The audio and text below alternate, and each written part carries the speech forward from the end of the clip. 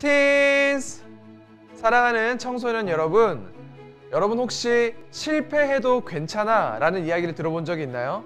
오늘의 강의에서는 여러분들에게 이렇게 이야기할 겁니다. 실패 반드시 해야만 해. 여러분 기대하는 마음을 가지고 오늘 이 비전 인 지저스 진영채 목사님을 함께 만나보도록 하겠습니다.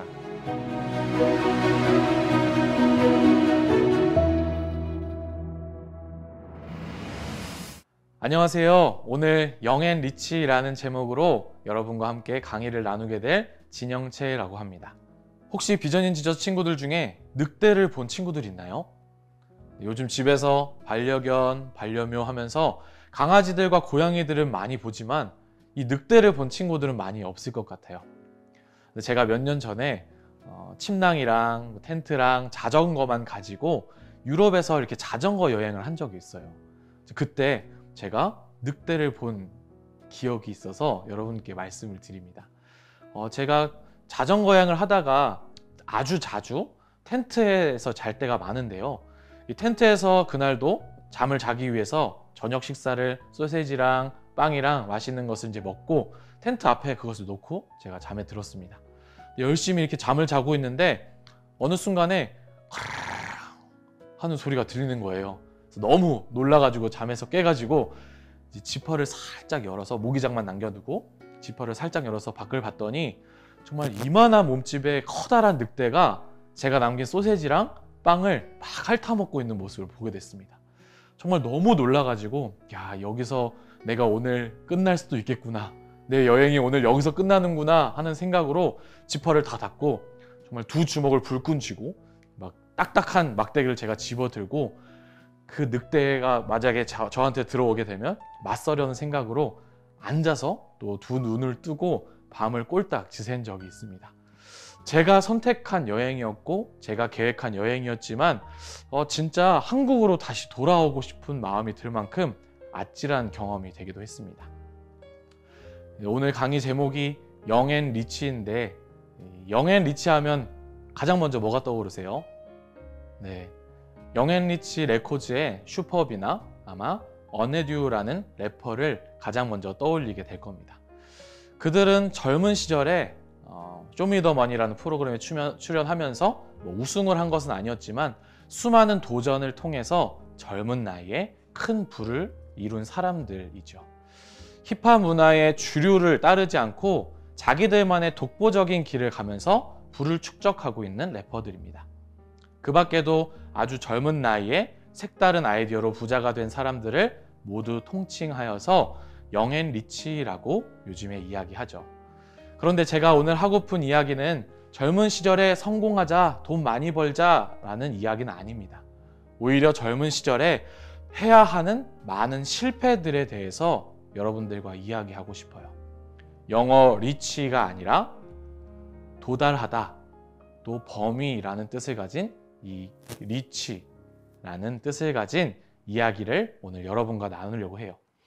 제가 3개월 동안 유럽에서 자전거 여행을 하면서 어느 곳에 도달하면서 실패했던 실패담들을 오늘 친구들과 함께 나누면 좋겠습니다.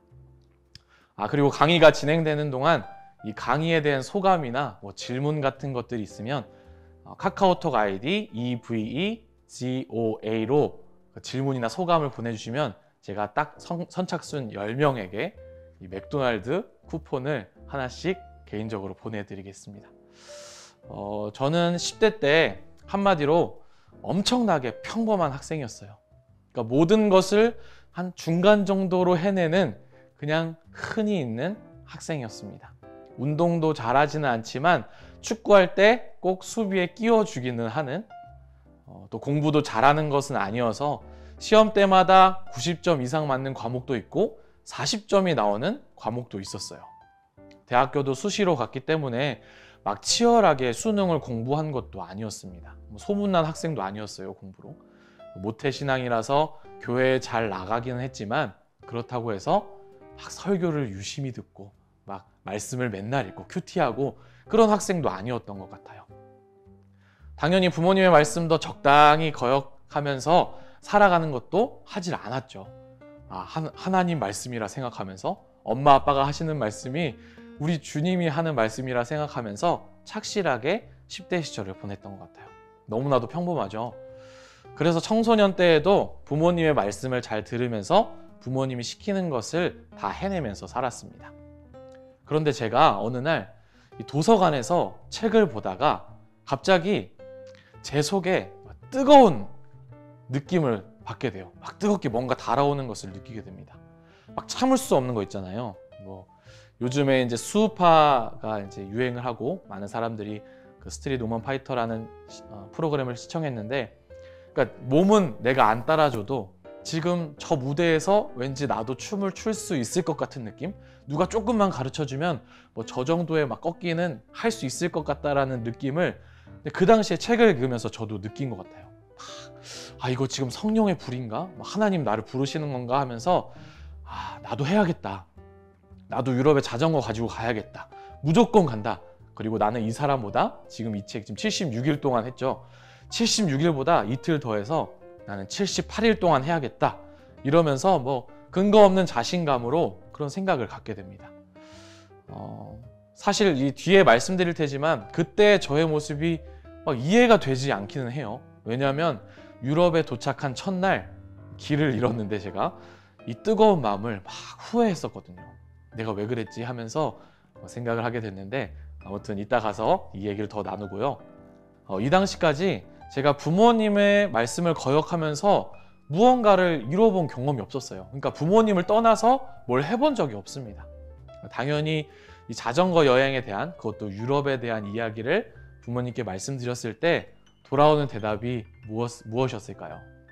네, 바로 이 안 돼! 라는 대답이었습니다. 왜냐하면 제가 그 당시에 학교를 휴학하고 가야 하는 것이기 때문에 다른 동기 학생들보다 당연히 뒤처질 것이고 학업도 못 쫓아가게 되고 늦는다는 이유였어요. 물론 남들이 보기에는 이 길이 한 걸음 늦는 길, 뒤처지는 길, 실패하는 길로 느껴질 수 있죠. 그런데 그 안 돼가 오히려 제 마음의 불씨를 더욱 지피게 되는 목소리로 막 들려왔습니다. 불타는 마음을 막 더 뜨겁게 했던 거예요. 왠지 더 가야 될 것만 같은. 그런데 이제 부모님께서는 당연히 걱정하시고 비행기 값도 줄 수 없고 너의 여행을 위해서 아무런 보탬을 줄 수 없다라고 이야기를 하셨어요. 그 대답을 듣고 저는 그날부터 열심히 아르바이트를 하기 시작했습니다. 첫째 딸, 둘째 딸 월급으로 열심히 일을 해서 비행기 표를 예매하고요. 막 설레는 마음으로 예매를 하고, 또 셋째 딸 월급으로 침낭과 코펠과 또 필요한 가방들, 옷들을 사게 되고, 넷째 딸 모은 월급으로 자전거 한 대를 사게 되었습니다. 이 자전거를 사가지고 뭐 현관에 두지 않고 또 제 방에다 두지 않고 그 누나 방에 이렇게 몰래 숨겨놨어요. 커튼 뒤에 숨겨놨는데, 이게 말이 숨겨놓은 거지 사실은 이제 대놓고 부모님께 항의하는 것처럼 이제 보여졌을 거예요. 아마 나 자전거 여행 간다. 4달 동안 제 마음이 식지 않았기 때문에 아마 자전거를 이제 보셨던 어머니께서 참 마음이 힘들었을 것 같아요. 그래서 어머니께서 다시 저를 이제 불러내셨습니다.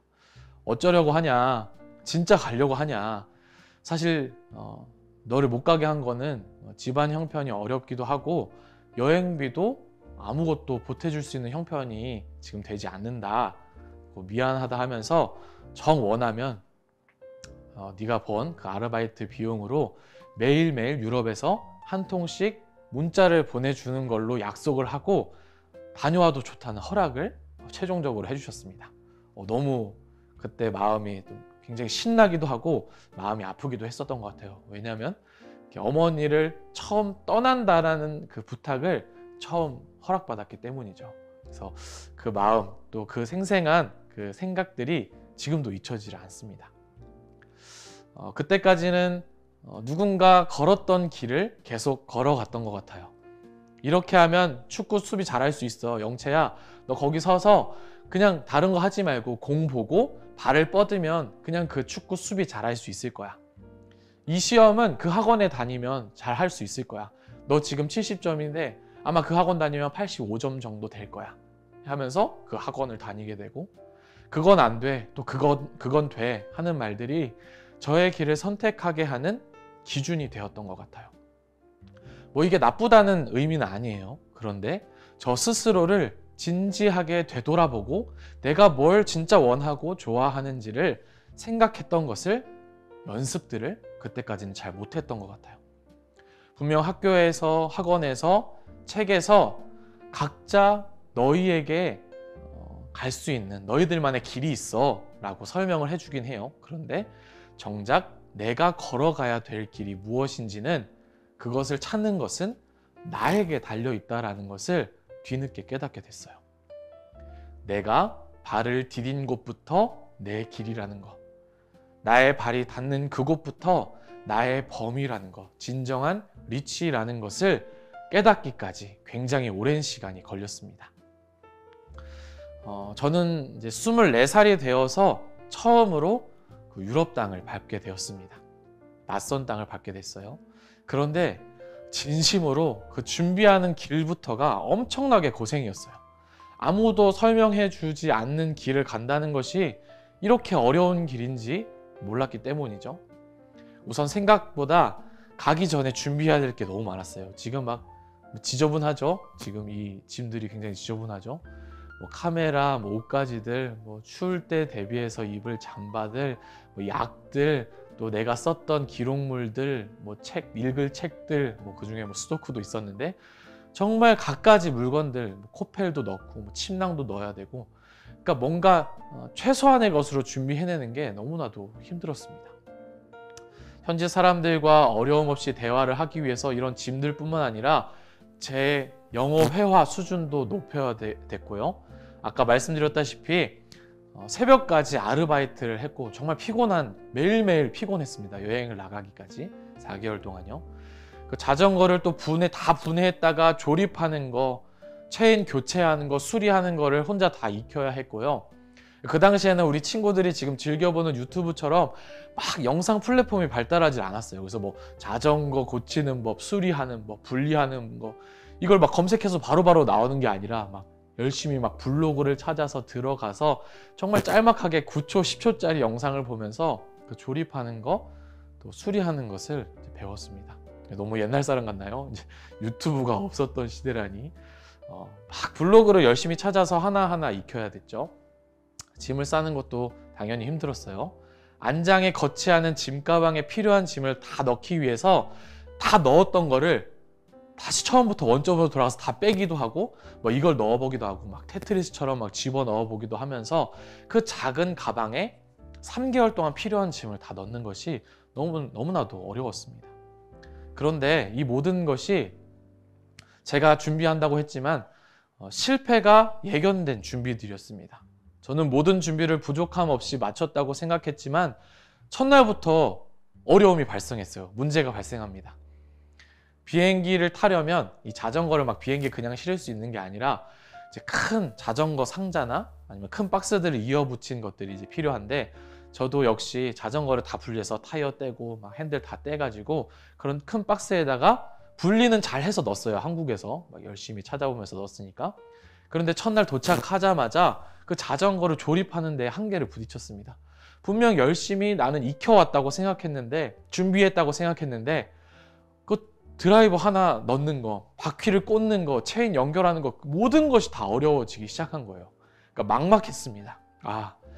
나 어쩌면 오늘 이 자전거 못 굴릴 수 있겠다 생각하면서 제가 이틀 동안 자전거를 붙여보지도 못하고 페달에 발을 올려보지도 못하고 자전거 조립에만 몰두해야 했어요. 너무 어려웠어요. 게다가 이 안장에 거치하는 짐가방, 여기 보이죠? 요 가방이 국산이 아니라 우리 옆 나라, 큰 나라 있죠? 그 나라에서 만든 제품이어서 그런지 하루 만에 지퍼가 고장나서 안에 있던 모든 것들이 다 튀어나와 버렸습니다. 그러니까 지퍼가 이렇게 해도 열리고 저렇게 해도 열리는 그거 있잖아요. 그래서 제 짐가방이 그대로 그 가방의 구실을 제대로 하지 못하게 됐어요.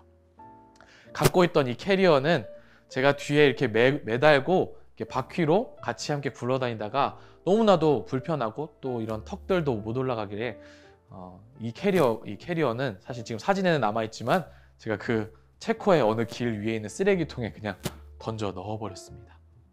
캠핑장에 도착해서 또 식사를 하려는데 막 열심히 또 만들었어요. 나름대로 닭 한 마리 사다가 코펠에 열심히 끓여서 이제 먹으려고 하는데 나무젓가락이 없는 거예요. 유럽이란 나라는 막 그 젓가락을 사용하는 나라가 아니기 때문에 그 뜨거운 걸 이제 먹어야 되는데 어려움에 벌써 부딪힌 거죠. 아, 이렇게 먹는 것부터가 또 어렵구나.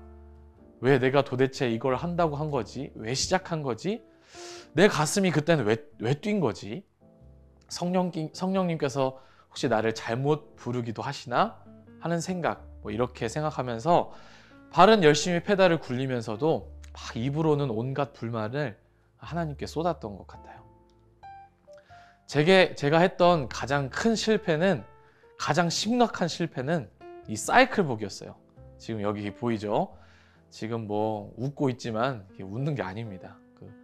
책이나 인터넷을 보면 이 현란한 색깔, 형광색 색깔의 사이클복을 입고 자전거를 타잖아요. 뭐 요즘에도 굉장히 한국에서 자전거를 많이 타는데 이렇게 눈에 띄는 형광색 사이클복을 많이 입습니다. 그래서 제가 검색을 해보니까 이 기능성 옷들이 굉장히 비쌌습니다. 이 형광색 점퍼가 생각보다 그렇게 싸지 않았어요. 10만 원부터 100만 원까지 정말 다양했었어요.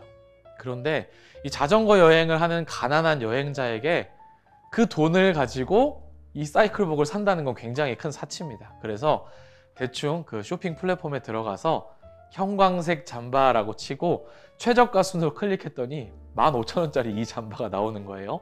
그래서 딱 멋지게 괜찮은 거예요. 뭔가 자전거 타는 사람이 입는 옷 같기도 하고 또 형광색이니까 사람들의 눈에 잘 띄잖아요. 그래서 신나서 구매를 하고 이 배달 온 잠바를 입게 됐습니다. 뭐 제가 집에서 이렇게 입고 이렇게 거울에 비춰보니까 꽤 태가 나는 거예요. 제가 봐도 막 너무 멋지고 막 프로 같은 거예요. 막 자전거 선수같이 거울 앞에 이제 비춰봤는데, 그런데 단 한 가지 좀 약간 얇다라는 느낌은 약간 있었어요. 그러니까 어찌됐든 이 형광 색깔은 비슷하니까 이 밤에 자전거 탈 때 다른 자동차 운전자들의 눈에 잘 띄고 비닐 소재인 걸 보니 방수도 잘 될 것 같고 가벼운 걸 보니까 입어도 아무 문제될 게 없어 보였습니다. 당당하게 유럽으로 가져와서 이 형광색 잠바를 입었죠. 그 당시에 이제 계절이 아마 5월이었는데요. 이제 한국에는 이제 봄이어서 막 따뜻하다 이런 느낌인데 유럽 그 독일에는 우기였나 봐요. 우기여서 굉장히 추웠습니다. 자주 비가 왔고요. 기온도 낮은데도 굉장히 추웠어요. 그날도 역시 이제 비가 많이 내렸는데요. 그날도 역시 그 형광색 점퍼를 입고 열심히 제가 페달을 막 굴렀습니다. 막 열심히 막 오르막도 가고 내리막도 가고 막 땀을 뻘뻘 흘리면서 이 자전거 여행을 막 했죠. 어떻게 이 형광색 옷을 입고 입은 제가 어떻게 됐을까요? 네, 잠바가 너무 얇아서 비가 오는데 비가 막 옷을 막 뚫고 들어와요. 그리고 원래 이 사이클복이 그 땀을 잘 흡수하는 옷이어야 되는데 저는 그걸 모르고 그냥 안에 반팔 입고 이 형광색 잠바만 입으니까 땀이 밖으로 이제 나가질 않는 겁니다. 땀이 식지도 않아요. 그래서 막 온몸이 막 비에 젖었을 뿐만 아니라 막 땀에도 막 젖어가지고 너무나도 힘들었습니다. 바람에 펄럭거리기도 하고 바람의 저항을 줄이는 게 그 기능성 옷인데 바람의 저항을 줄이지도 못했습니다.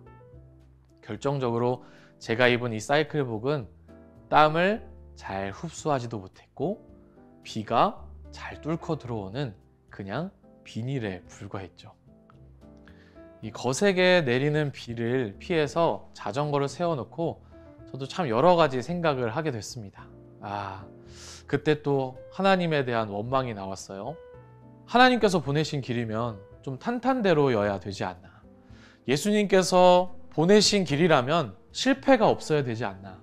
그래도 명색이 이렇게 신학생인데 무엇을 하든지 막힘이 없어야 하는 거 아닌가 하면서 많은 생각을 했죠. 왜 겁도 없이 나는 부모님의 곁을 떠나서 한국 땅을 떠나서 이 길에 들어선 건가.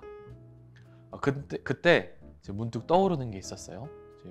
외로움을 막 느끼고 추운데도 문득 이런 생각이 들었습니다. 세상에 실패 없이 되는 일이 하나도 없구나. 나는 처절하게 이때까지 해보지 않은 실패를 위해서 이 땅에 온 거구나. 그러니까 적당히 살았던 그냥 누군가에 맞춰서 그러니까 뭐 실패도 성공도 아닌 그냥 평범함에 맞춰서 누군가의 기준에 맞춰서 살았던 제가 이제서야 내가 선택하고 내가 한 실패에 대해서 책임져야 하는 상황에 처음 놓이게 된 거예요. 아, 내가 실패하기 위해서 이 길에 들어선 거구나. 실패하기 위해서 자전거를 들고 온 거구나. 실패하기 위해서 낯선 땅, 낯선 사람들을 만나러 온 거구나. 이 실패하는 길 위에서도 예수님께서 함께 하시는구나 하는 생각을 하게 되었습니다.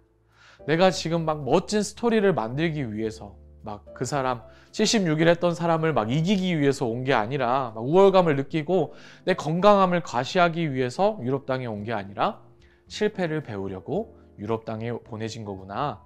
하나님께서도 내 실패를 보면서 같이 안타까워 하시기도 하고 실패 때문에 무언가를 배우는 모습을 또 귀하게 여기시기도 하는구나 라는 생각도 하게 되었습니다. 저는 그때 앞으로 남은 이 3개월의 여정에서도 실패가 무조건 있겠구나. 힘들고 고통스러운 순간이 있겠구나. 아무도 가르쳐주지 않아도 내가 뭔가 선택해야 되는 순간이 있겠구나 라는 것을 막 귀에 축축하게 젖은 채로 그때 이제 생각하게 되었습니다. 반면에 이렇게 앞에서는 예견된 실패들, 뭔가 내가 준비하여도 실패할 수밖에 없었던 것들이 있었다면 예견되지 않은 실패들이 굉장히 많았었습니다. 그때는 막 지금처럼 핸드폰에 내비게이션을 막 찾아 나서던 때가 아니었어요. 아이폰 4도 없었을 때였으니까 막 제가 막 유럽 땅에 가서 막 여기 찍어가지고 다음 장소 도착하고 이런 게 아니었어요.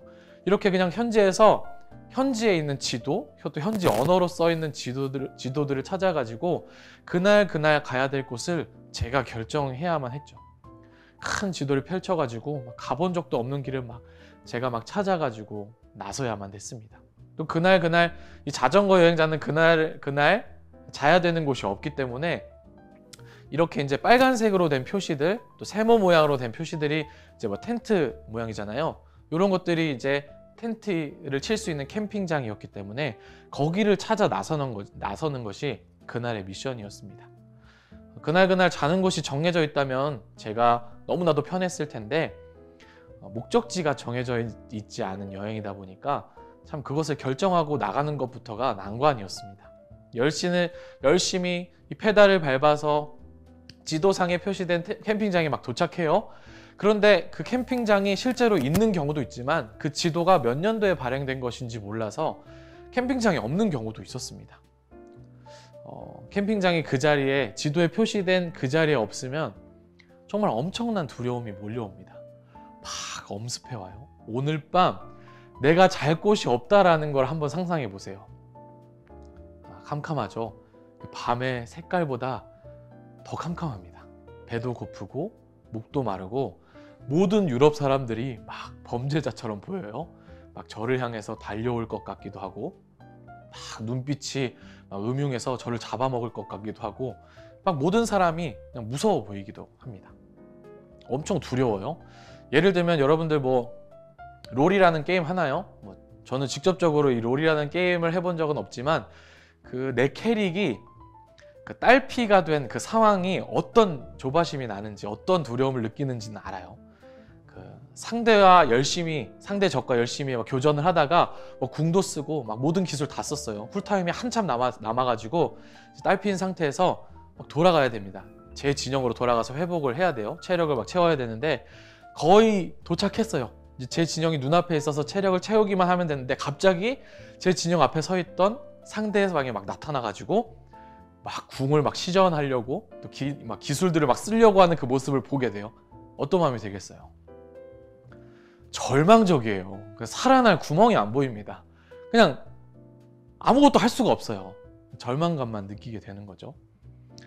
이렇게 저의 유럽에서의 매일매일이 이런 실패의 연속, 두려움의 연속, 깜깜함의 연속이었습니다.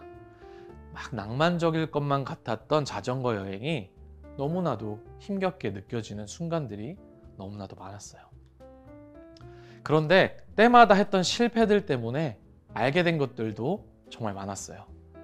자전거를 조립하지 못해서 다시 한번 면밀히 자전거를 살펴보는 과정에서 내 자전거를 조금 더 잘 이해하게 되더라는 겁니다.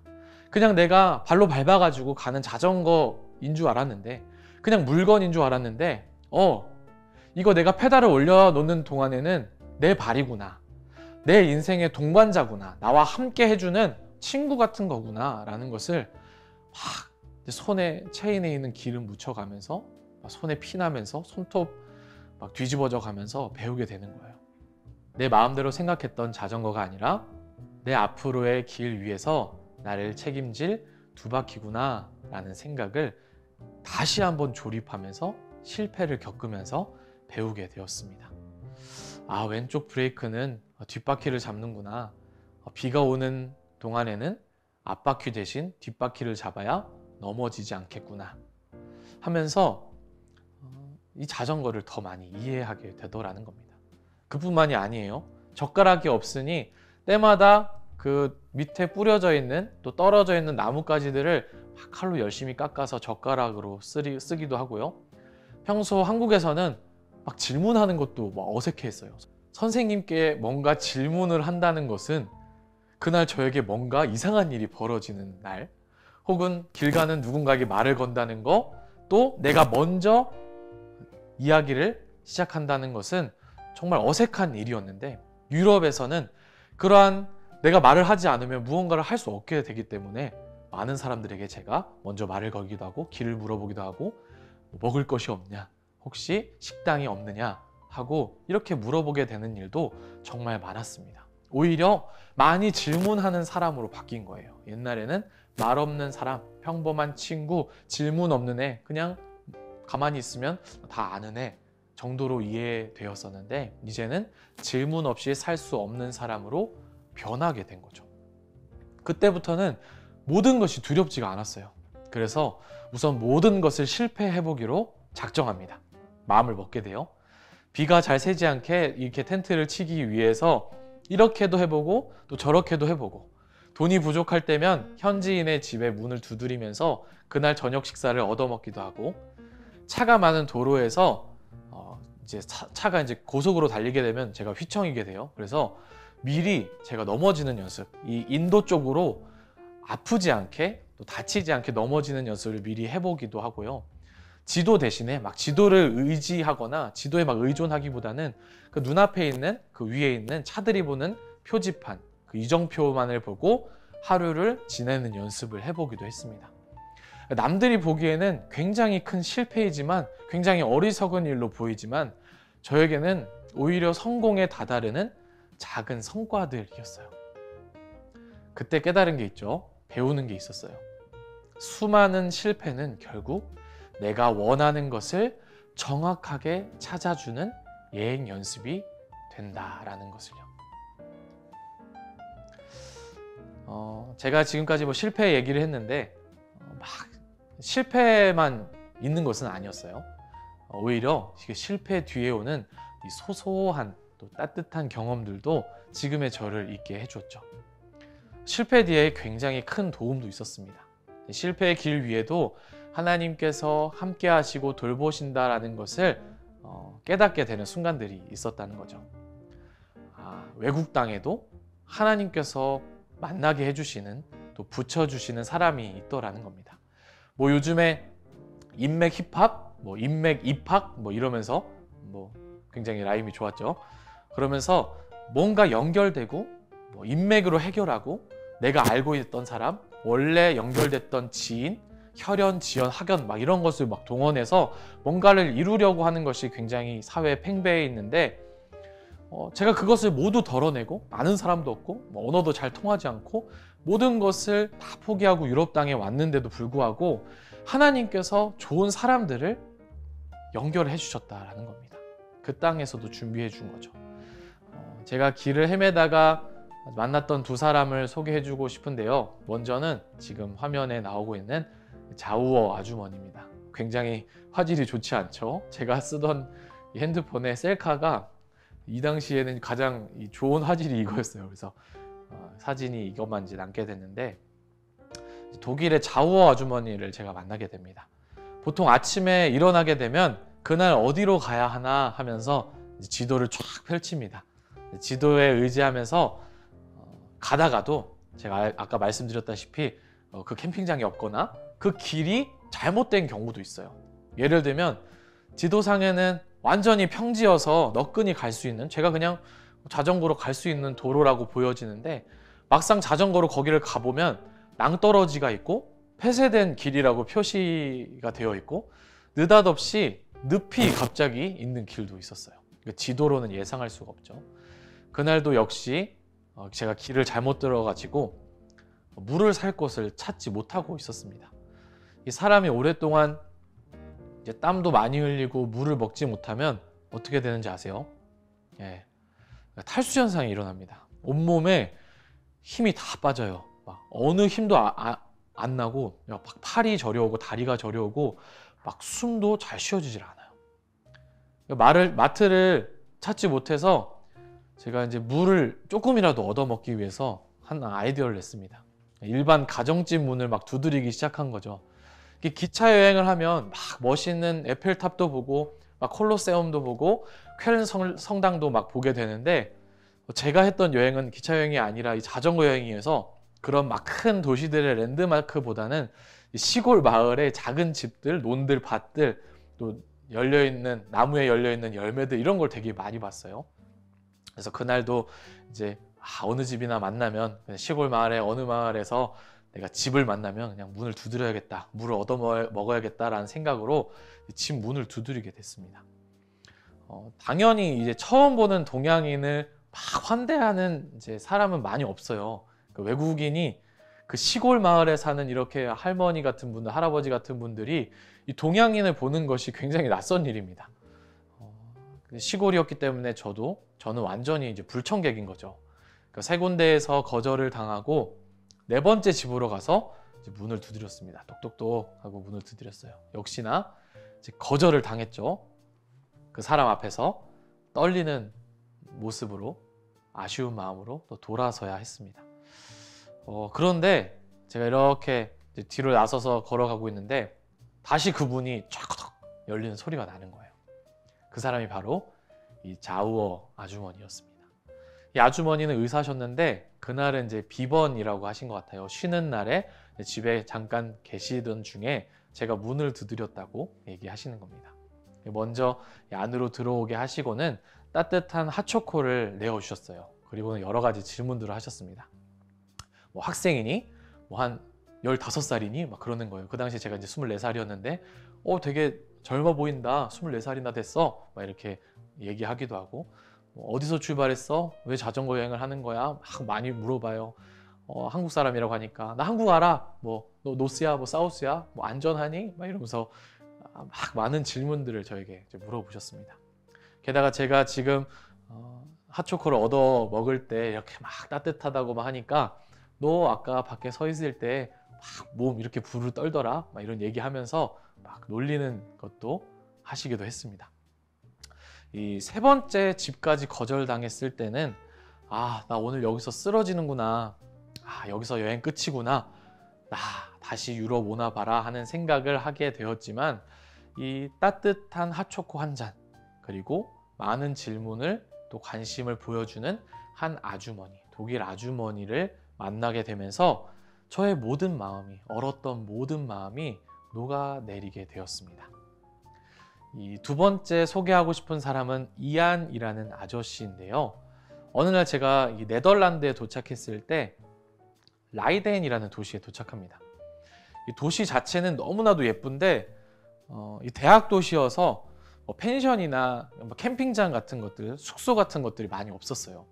그래서 이제 그날도 이제 비가 많이 왔는데 이제 비가 많이 와요. 비가 많이 왔는데 이제 비를 쫄딱 먹고 이제 라이덴의 도시를 막 이제 다녔습니다.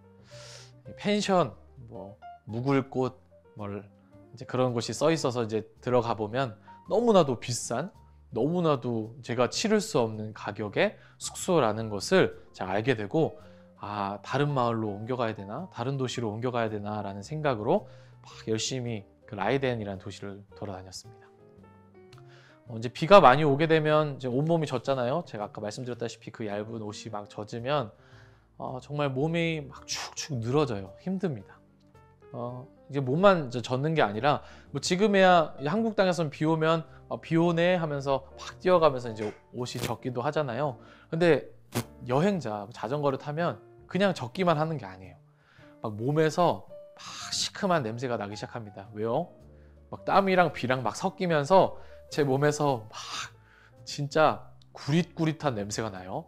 저는 뭐 괜찮은데 나니까 괜찮은데 나는 나를 너무 사랑하니까 괜찮은데 본의 아니게 옆에 있는 지나가는 유럽 친구들을 이제 굉장히 불편하게 하는 힘들게 하는 여행을 하고 있었던 거예요.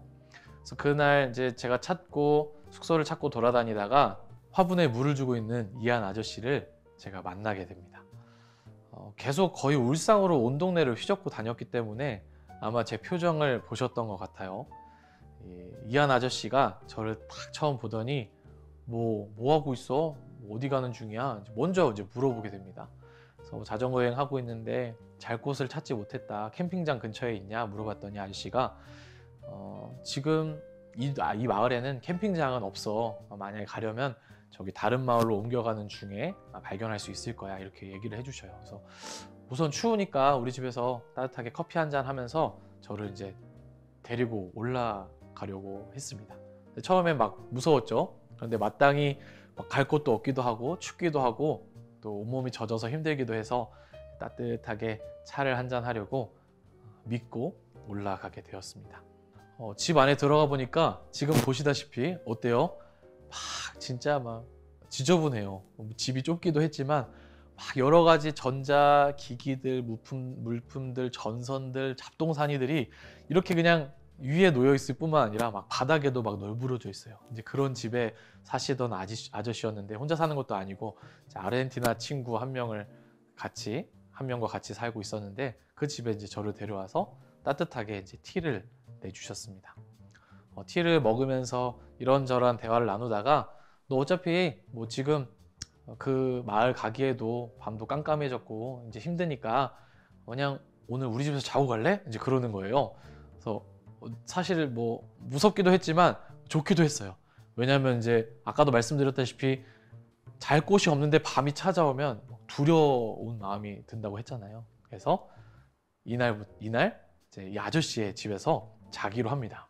저는 예스 하면서 아저씨랑 하이파이브 하고 그날 거기서 머물기로 했습니다.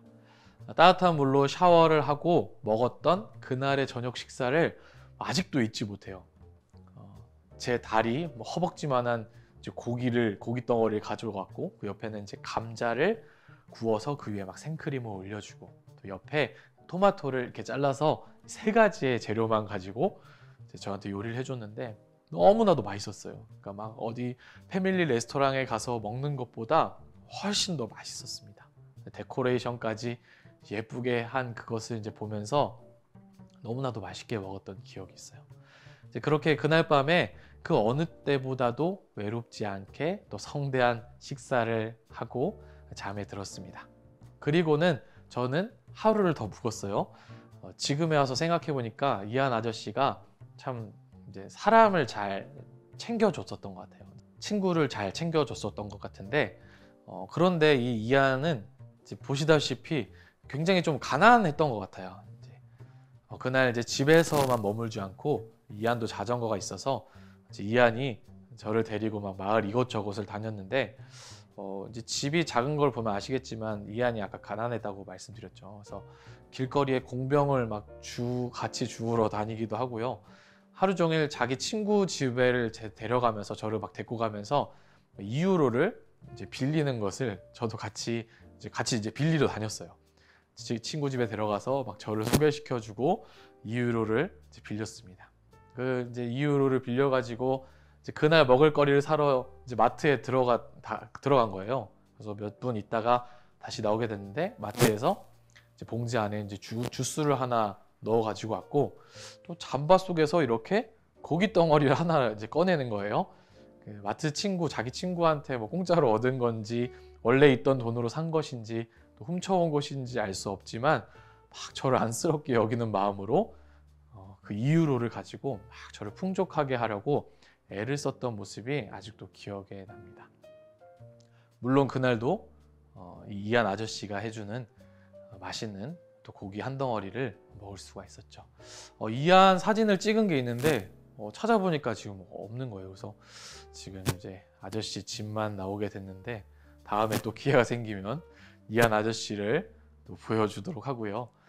이렇게 자오 아주머니랑 이한 아저씨와의 만남이 이 한국 땅에서는 절대로 계획할 수 없는 만남이었어요. 또 계획한 길도 아니었죠. 제가 가고 싶었던 길이 아니었으니까요. 그런데 그 길 위에도 나를 위해 주는 사람이 있다라는 것, 내가 선 이 길 위에 내가 혼자가 아니라는 것을 경험하게 됩니다. 또 아무 조건 없이 나그네를 대접해주는 그들을 만나면서 저도 누군가에게 대가 없는 사랑을 해줄 줄 알아야 한다는 것을 배우게 됐습니다.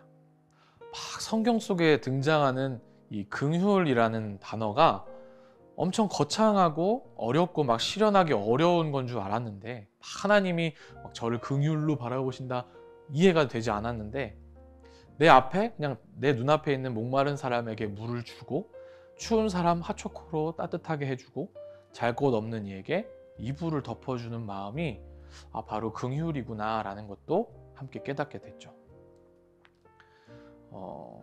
사실 이제 저도 실패를 배우긴 했지만 실패를 잘하는 법을 배워오기도 했지만 사실 저도 실패가 아직까지도 두려워요. 그래서 지금 이 강의를 준비하면서 이제 친구들을 제가 얼굴을 못 보고 지금 강의를 하고 있잖아요.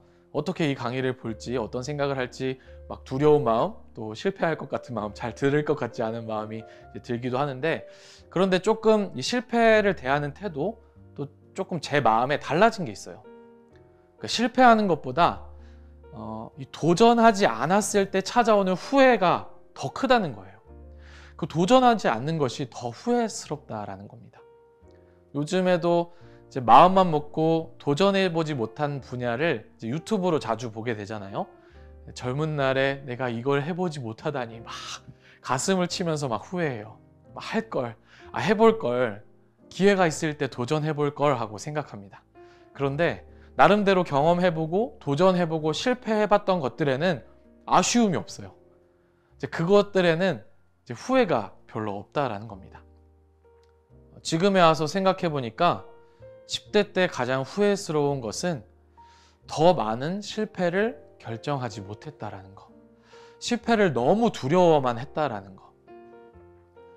여러분 앞에 말씀드리기 너무나도 부끄럽지만 문제지 숙제를 틀릴까봐 그냥 그 번호에 땡 긋는 것이 두려워서 문제지 맨 뒤에 있는 정답지를 보고 답을 써내려갔던 거.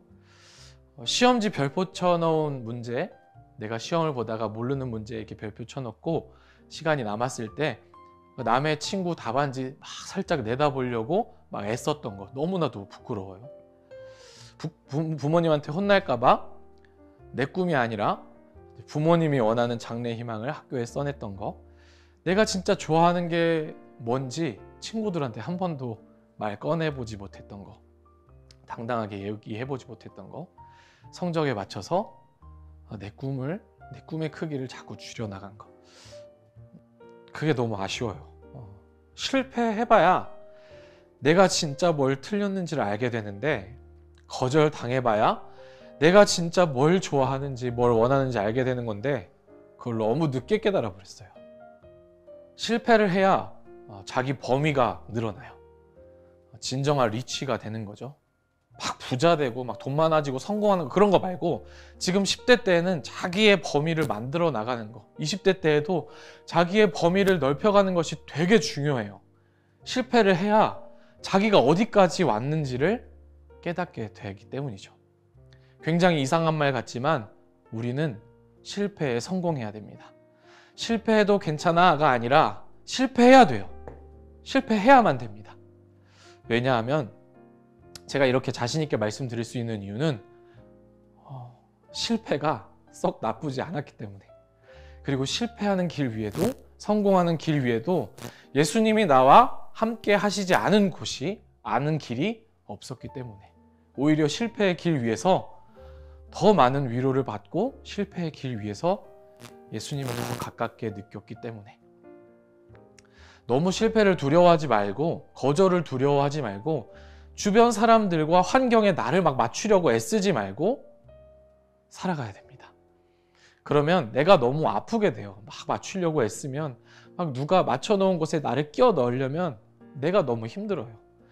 하나님께서 나한테 주신 몸인데 예수님께서 허락하신 나인데 내가 힘들면 어떡해요? 모든 길 위에 하나님께서 함께 하신다는 사실을 언제나 잊지 말아야 됩니다.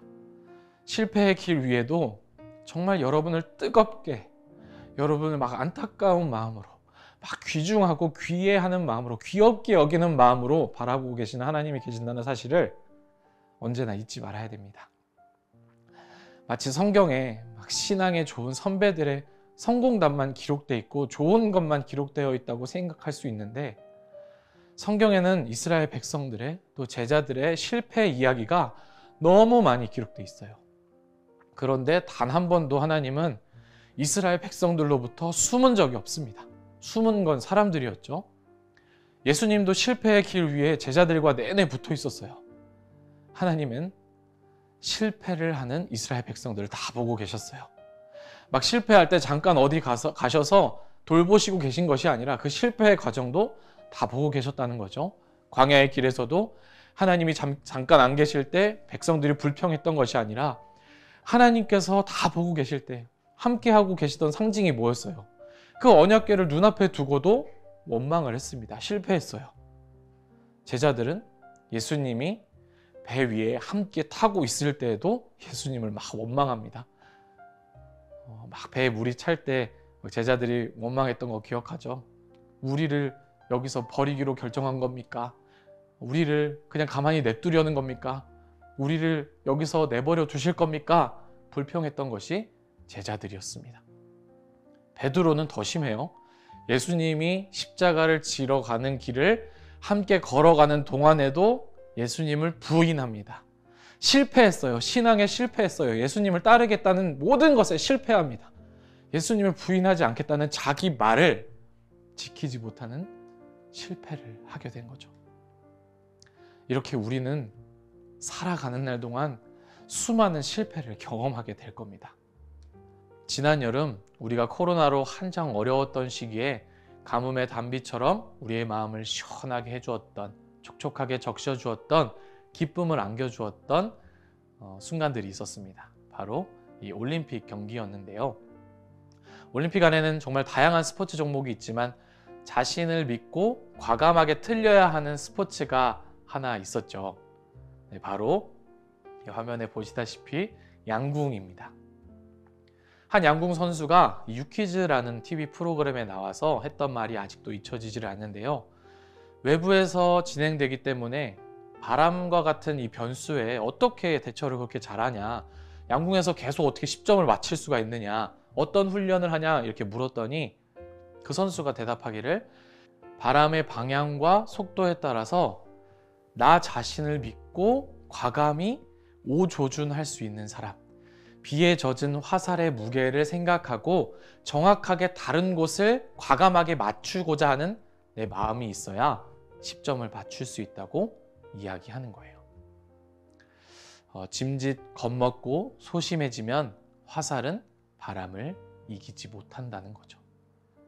젖었던 화살에 잠식되게 되는 겁니다. 남들이 보기에는 오답처럼 보이는 일들을 더 많이 시도해 볼수록 나만의 답에 가까워지게 된다고 이 양궁 선수가 이야기하였습니다. 남들에게는 오조준으로 보이는 한 발의 화살일지라도 그게 내 화살이라는 것을 기억해야 됩니다. 내가 원하는 한 발을 쐈을 때의 그 희열, 그 수많은 오조준이 국가대표라는 자리에 그 분야 최고의 범위에, 최고의 자리에 다다르게 만들었습니다. 저는 여러분들 모두에게 유럽 자전거 여행 너무 좋고 실패를 경험할 수 있으니까 다 자전거 여행하세요, 유럽 가세요 라고 말하기 위해 강의를 하고 있는 것이 아니에요. 저마다 굴리고 싶은 두 바퀴가 여러분에게도 다 있다라는 것을 생각나게 해주고 싶어서예요. 내가 가고자 하는 길이라면 과감하게 틀려도 된다, 틀려라 하는 말씀을 드리고 싶어서예요. 그렇다고 막 시험지에 일부러 오답을 적어내라는 말은 아니에요. 지금 갑자기 교회에서 보낸 영상 보다가 엄마, 이 목사님이 어떤 목사님이 막 시험 다 틀리래 하는 친구들은 없겠죠? 네. 올해 여름 이 비전인 지저스 온라인 수련의 길을 여러분들께서 진행한 걸로 제가 기억을 합니다. 전도사님들과 간사님들께서 길에 대한 많은 생각들을 나누어 주신 것 같아요. 거기서 굉장히 중요한 이야기를 해주셨어요. 너희 길이 다 다를 수 있어. 그런데 그 길 위에 예수 그리스도가 함께 가고 있어. 이 말이 참 저에게도 큰 울림으로 다가왔습니다. 이걸 인식하고 신앙생활 하는 거랑 이걸 아예 모르고 신앙생활 하는 건 완전히 달라요. 모르면 막 실패가 두려워져요. 왜요? 그 길 위에 맨날 나 혼자만 버려진 것 같은 느낌이 들거든요. 아무리 페달을 밟아도 도시를 빠져나올 수 없을 때 나 혼자라고 생각하니까 막 너무 힘들었어요. 깜깜한 밤이 끝이라고 생각하면 너무 힘들어져요. 내가 막 내 마음이 내 앞날이 더 캄캄해집니다. 내 앞이 막다른 길이라고 생각하면 너무나도 힘들게 되죠. 그런데 예수님께서 그 길 위에 함께 하시면서 나에게 도움을 줄 사람도 때마다 만나게 하시고 깜깜해진 밤이 오기 전에 잘 곳을 예비해 두시고 막다른 길을 만나 슬퍼하는 우리들에게 왔던 길을 되돌아가도 괜찮다 하고 격려도 해주실 겁니다. 사실 저는 이제 더 이상 자전거로 유럽 여행을 한다거나 막 미국으로 횡단하거나 막 그런 일은 아마 없을 거예요. 꿈을 꾸지 못하죠.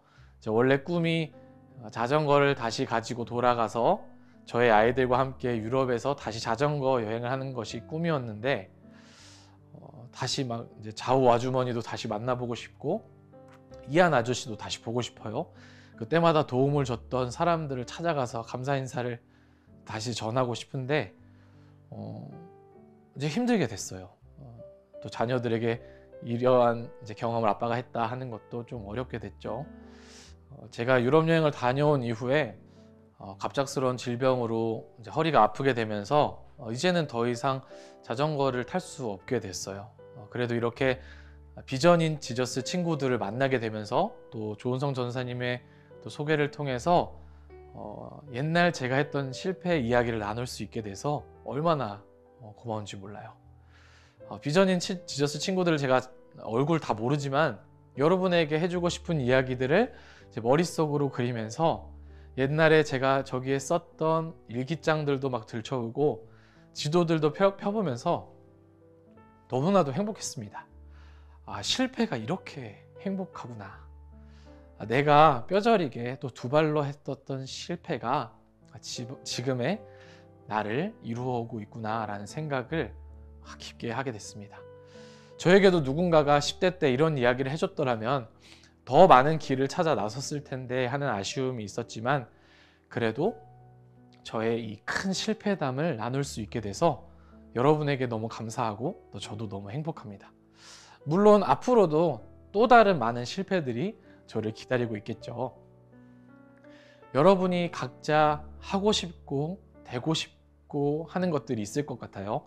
물론 지금 당장에는 뭐 외고를 진학한다든지 뭐 특성화고에 진학한다든지 좋은 대학에 간다 하든지 아마 이런 목표들이 있을 것 같은데 그런데 거기 가는 거는 많은 사람들이 막 설명해 주잖아요. 학교 선생님도 알려주고 학원 선생님도 알려주고 막 유튜브에서 뭐 외고 가는 법, 뭐 좋은 대학 가는 법, 수시로 대학 가는 법, 수능으로 대학 가는 법 다 찾아볼 수 있잖아요. 여러분이 각자 되고 싶고 또 하고 싶고 이루고 싶은 것이 아마 말은 하진 않아도 다들 있을 것 같아요.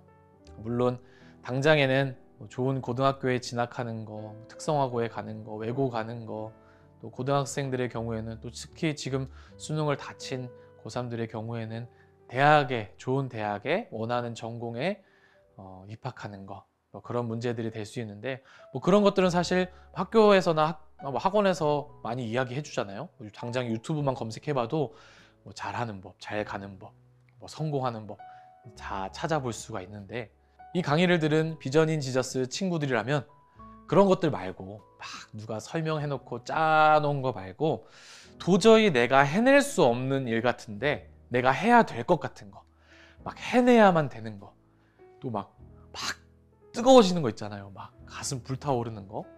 거기에 한번 푹 빠져 살아보기를 제가 한번 권합니다. 하고 싶은 것에 푹 빠져 사는 사람은 아마 실패를 두려워하지 않을 것 같아요. 조은성 전사님께서 지난 수련회 말씀 중에 되게 기억에 남는 말을 했어요. 에피소드 하나를 설명해 주셨는데, 전사님이 대학 4년 졸업 후에 신대원, 신학대학원에 전사님이 되고 목사님이 되는 그 대학원에 간다고 교수님께 말씀드렸을 때 그 교수님이 이렇게 말했다고 해요. 우리 학교에서 거기 학교 간 사람 없어. 그 대학원에 입학한 사람 아무도 없어. 불가능해. 너 못해.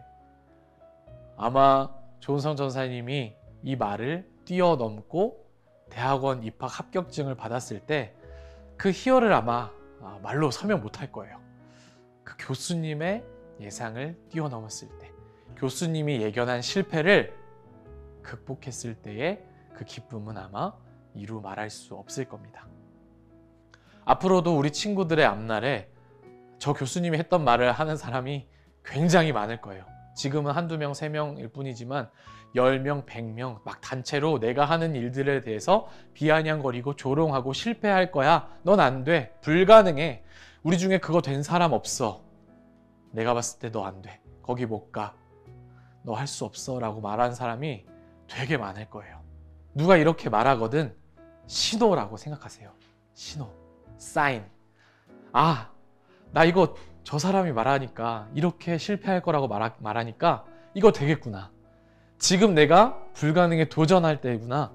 실패가 뻔히 보이지만 한 발 내딛어야겠구나 하면서 설레는 마음으로 여러분만의 두 바퀴를 마음껏 실패하면서 굴려보는 우리 비전인 지저스 친구들 다 되기를 소망합니다.